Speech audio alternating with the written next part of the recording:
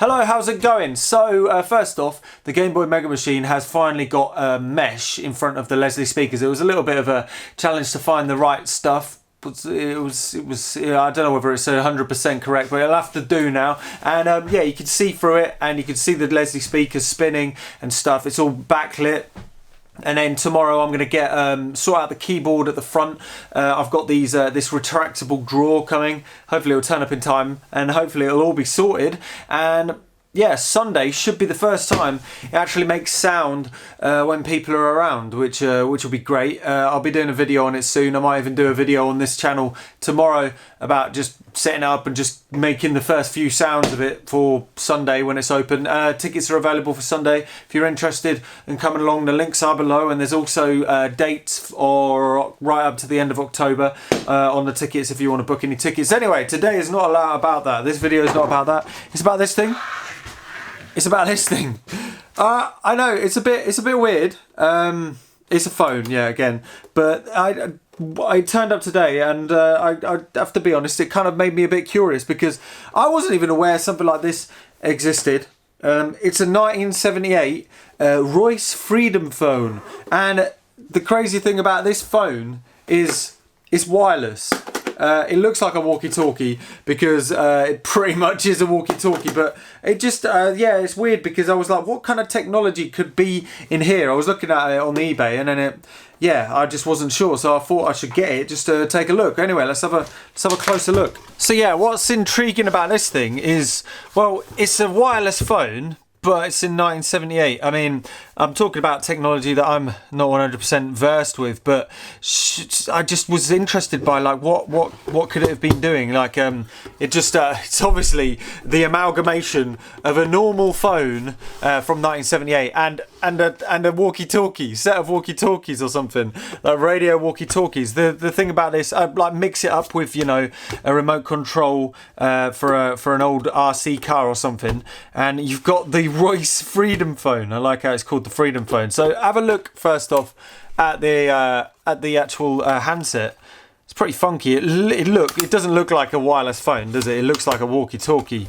That's for starters. It's just really strange. I haven't turned it on yet. The case, like the box, is metal, which is actually quite nice. I thought it was plastic, but it's pretty solid. And it's got an antenna. You can imagine it just like an antenna on a phone. Like it's just, it's like old school mobile phones, but it's not a mobile phone. It's a wireless phone. First off, let's have a look at the handset. The really interesting thing is this switch where you go to talk. It's I'll zoom it in. It's really quite interesting. There's some interesting things. I was looking at it earlier. It's like you can't actually turn it on until you open up the antenna. Then it flicks. What happens if you push the antenna down? Watch that switch. It flicks down.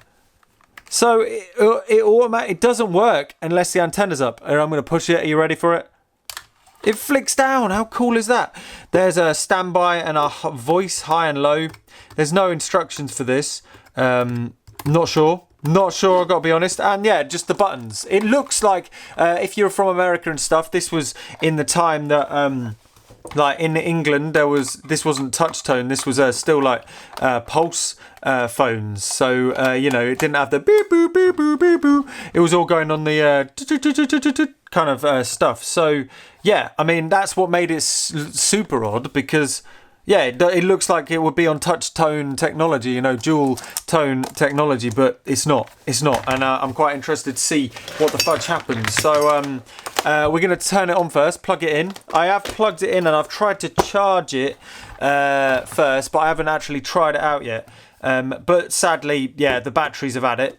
So we push that in. There's a little charge light, but I've left it on for an hour and it's nothing. There's no life. So the battery, God knows what the battery's in there. We'll find out in a second. So there's a button on the front that says call. I'm not really sure what that is. It says in use there. If I turn this on, it makes some funky noises. Let's flick this up. Interesting. Maybe that isn't a function it's supposed to do. I'm not sure. High, low. Maybe it's because the battery's low. It's flicking. I'm not sure. And then we pull this up. By the way, this is the only way we can get it to work right now. And then turn it on. Ah! Ah! Ah, maybe that's why. Just maybe it's a signal to say that. This is ridiculous. Okay, I'm going to find another. So if you look on the bottom, the way it charges is just a 9-volt input. So if maybe I'll find a 9-volt, and we can just plug it in like that. Oh, that is perfect. That was, imagine that, fancy that. I just found it. So we'll plug this into this. Oh, here we go. So now it's wireless. Okay, just pretend the battery's working. Okay, so I'm going to type in a number and see what happens. Maybe, I don't know. No way! Oh, no, wait, did you hear that? There's a relay inside of here. Listen, I'm going to type in 0 again.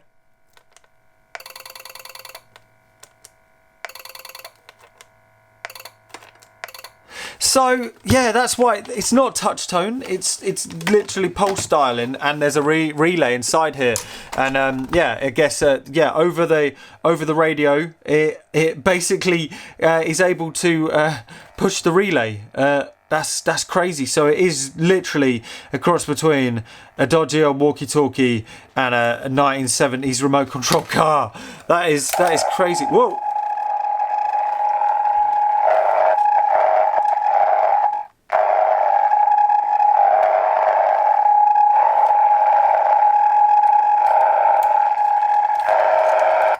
Interesting.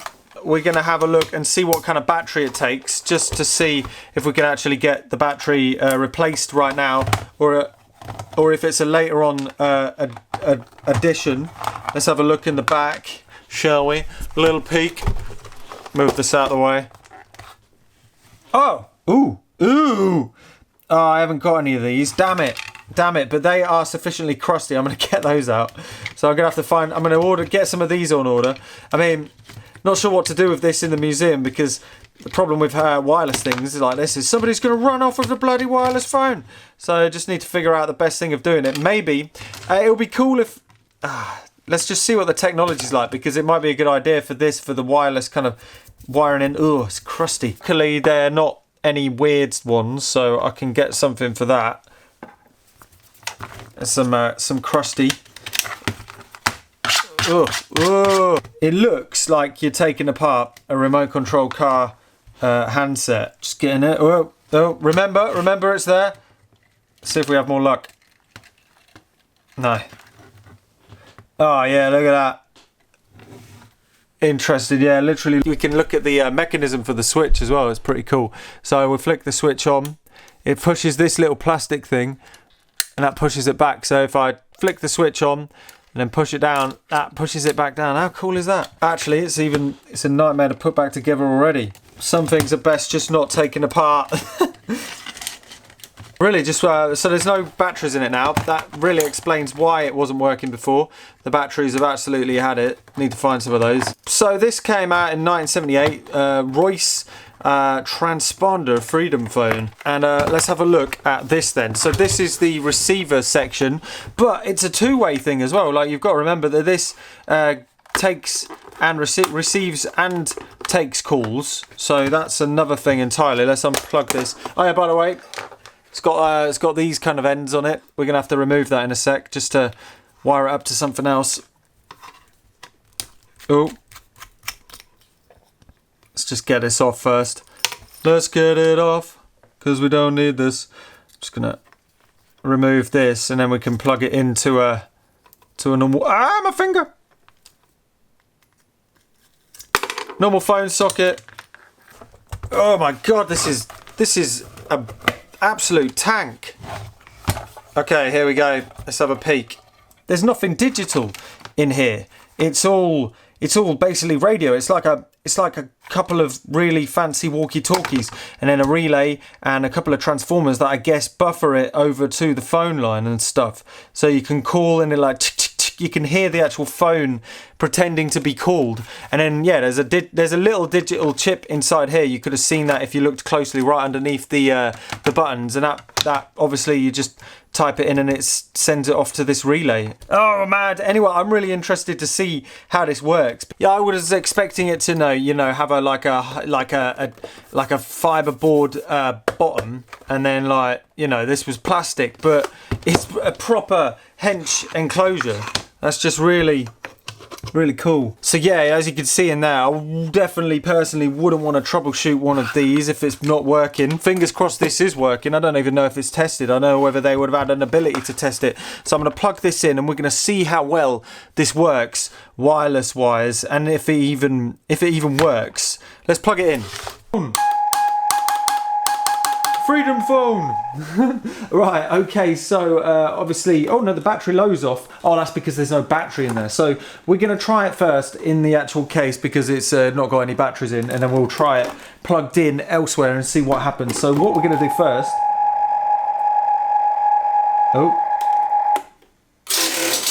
Oh, I just turned it on. I've just realised. So if you turn it on at talk, what I'm going to do now is I'm going to try and phone another phone and see what happens. 6902. Can you hear the relay?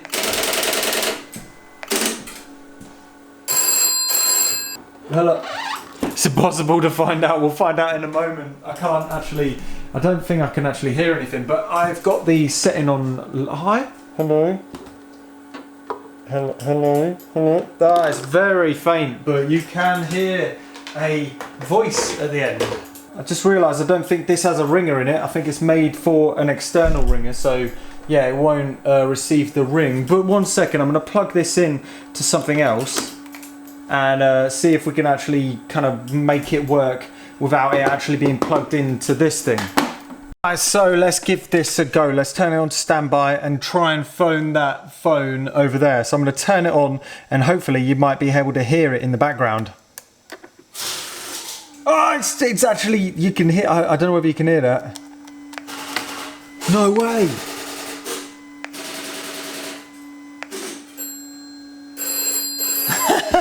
It worked.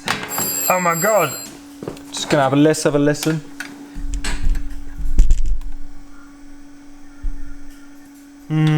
Doesn't seem to be working though. I think we might not have a functioning one. Oh, this one needs some work. I mean, it works, it's just we can't hear anything.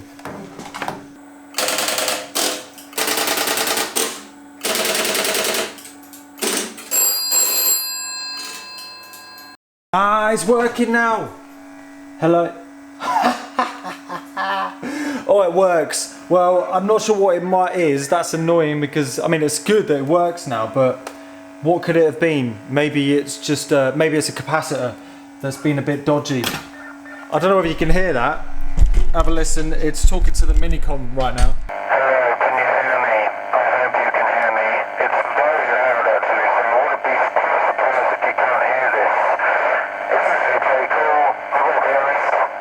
That's mad. I did not know these existed in 1978. Did you know these existed? Do you have one? Have you ever had one? Have you got experience of a very early wireless,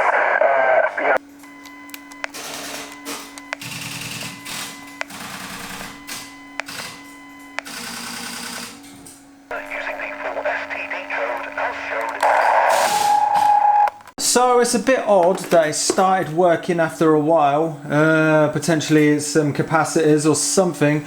I don't know. It's at least it works. It's just I guess I'll find out when I've let it cool down and tested it tomorrow. If it does the same thing, then just looking inside, swapping some things. But so yeah, I need to get some batteries for this. Hopefully I'll get some batteries for this tomorrow. And if you promise not to nick it on Sunday, I'll set it up so you can use it. But yeah, please don't nick it. It's well cool. Oh, look.